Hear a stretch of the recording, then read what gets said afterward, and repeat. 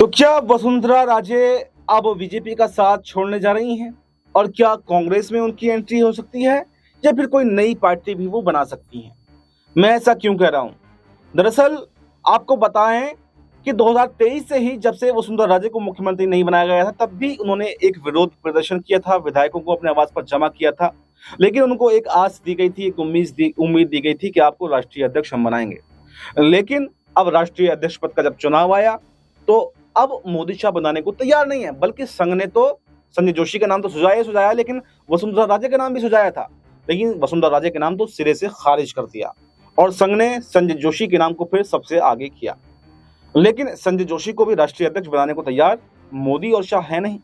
तो ऐसे में अब देखिए, जद्दोजहद का दौर जारी है, चिंतन मंथन हो रहा है, मोदी शाह के खेमे में भी हड़कंप है और आरएसएस भी क्लियर कर चुका कि अगर हमारी पसंद का राष्ट्रीय अध्यक्ष नहीं हुआ तो फिर तुमको भारी पड़ सकता है। यानी मोदी शाह का दौर कहीं तो खत्म होने जा रहा है। एक तरफ चेता दिया है कि तुमको भारी पड़ सकता है, एक तरफ 75 साल वाली बात भी कह दी है, और राष्ट्रीय अध्यक्ष अगर संजय जोशी बन जाते हैं तब तो और भारी पड़ने वाला है। यानी ऐसे हो गया है, मोदी शाह एक चौराहे पर खड़े हैं, एक तरफ कुआं है, एक तरफ खाई है, यानी गिरना तो तय है। तो ऐसी सिचुएशन में सवाल यह है कि क्या मोदी शाह कोई दांव पेच खेलकर अभी भी राष्ट्रीय अध्यक्ष अपनी पसंद का बना सकते हैं या फिर नहीं? दरअसल एक तरफ तो राष्ट्रीय अध्यक्ष की बात है, लेकिन अब कवायद ये चल रही है कि राजस्थान में मुख्यमंत्री बदला जाना है। लेकिन भजनलाल शर्मा को हटाकर अगला मुख्यमंत्री कौन बने? अब यहाँ पर अगर देखें वसुंधरा राजे का एक्शन, तो वो राष्ट्रीय अध्यक्ष पद से ज्यादा दिलचस्पी अभी वापस से सीएम कुर्सी में दिखा रही हैं और सीएम बनने के लिए बिल्कुल आतुर हैं। संघ से मुलाकातें भी उन्होंने की, लेकिन मोदी शाह अभी भी उनके नाम को ठुकरा रहे हैं, सिर्फ झूठे दिलासे दे रहे हैं। तो अब जैसे ही नया राष्ट्रीय अध्यक्ष बन जाएगा तो ये क्लियर हो जाएगा कि मोदी शाह का प्रभाव अब बीजेपी पर रहेगा या नहीं रहेगा। क्योंकि अगर मोदी शाह की पसंद का राष्ट्रीय अध्यक्ष बनता है तब तो वसुंधरा राजे मुख्यमंत्री नहीं बनेगी, ये बात क्लियर है। और अगर संघ की पसंद का राष्ट्रीय अध्यक्ष बनता है तो वसुंधरा राजे के ऑप्शन खुल सकते हैं।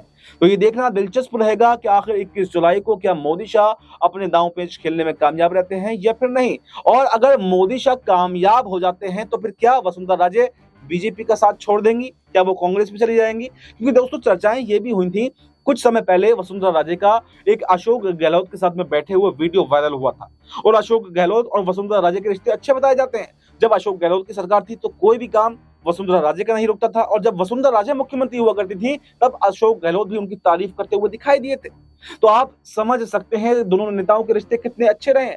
तो ऐसे में सवाल यह है कि वाकई अगर मोदी शाह की पसंद का राष्ट्रीय अध्यक्ष बन गया तो न सिर्फ वसुंधरा राजे जो है पार्टी छोड़ेंगी, बल्कि राजस्थान के अंदर एक बड़ा सियासी हलकंप जो है वो मचा सकती हैं। कहीं ना कहीं बीजेपी को तोड़कर वो कांग्रेस में शामिल हो सकती हैं, क्योंकि वसुंधरा की अब उम्र हो रही है और अगर अब नहीं तो फिर कभी नहीं, ये बात उनको भी समझ में आ चुकी है। तो आप नजरें हैं 21 जुलाई पर, और अगर संजय जोशी को कमान मिल जाती है या फिर संघ की पसंद का राष्ट्रीय अध्यक्ष होता है तो बीजेपी से ही वसुंधरा राजे के विकल्प खुल सकते हैं। यानी कहीं ना कहीं कहें तो वसुंधरा राजे के अच्छे दिन अब आने वाले हैं। या तो संजय जोशी के अध्यक्ष बनते ही वो राजस्थान की मुख्यमंत्री बन जाएंगी, और अगर यहाँ पर मोदी शाह के पसंद का राष्ट्रीय अध्यक्ष होता है तो कहीं ना कहीं अपने विकल्पों को वो कांग्रेस में तलाश सकती हैं और कांग्रेस में बड़ी जिम्मेदारी वो संभाल सकती हैं।